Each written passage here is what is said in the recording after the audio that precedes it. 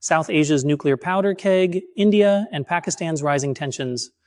In a dramatic and potentially destabilizing turn of events, South Asia is once again facing the specter of war as tensions between India and Pakistan flare to dangerous levels. Two nuclear-armed neighbors, long entangled in a history of hostility and territorial disputes, are now engaged in their most significant military confrontation in over half a century. India's deepest strikes in decades.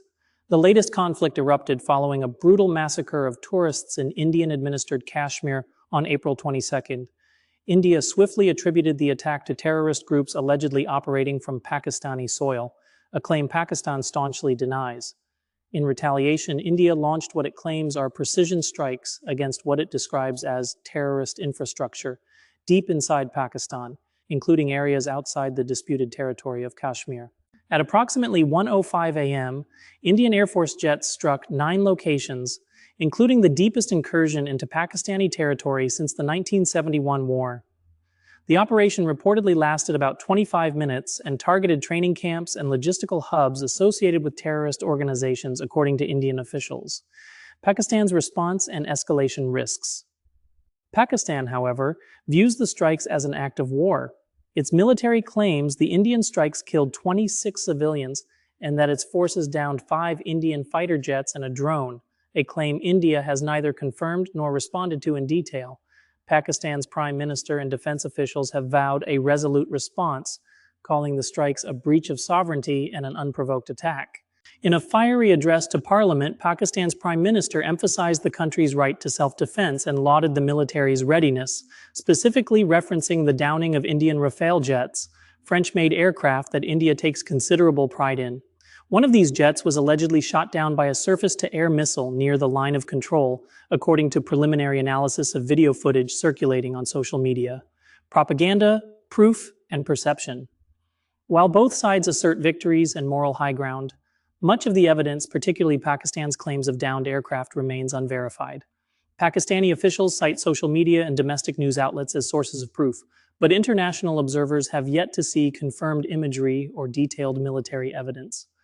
Indian authorities have so far withheld public comment on the losses, intensifying skepticism. This strategic ambiguity may serve both nations. As geopolitical analyst Bobby Ghosh notes, large, unverifiable claims often provide a face-saving off-ramp, allowing each side to declare symbolic victories without full-scale escalation. But the risk remains that one misstep could eliminate these diplomatic exits. A history of clashes and a dangerous precedent.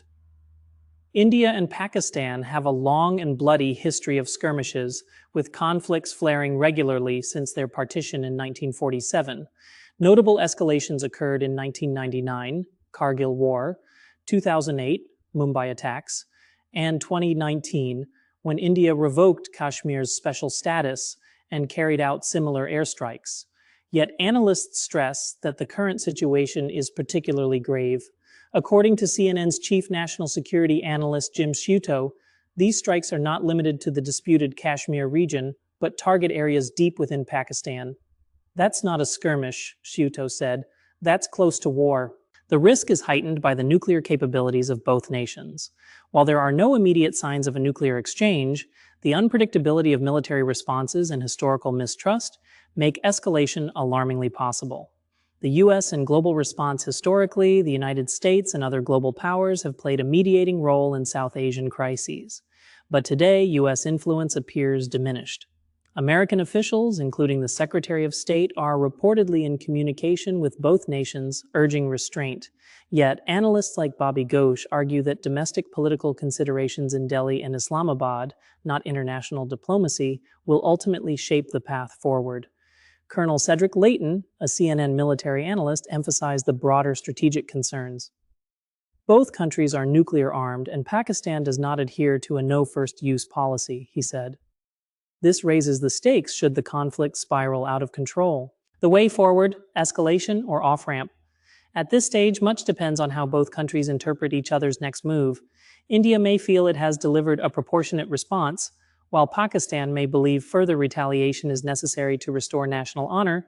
If cooler heads prevail, both sides may exploit the ambiguity of the situation to claim success and de-escalate.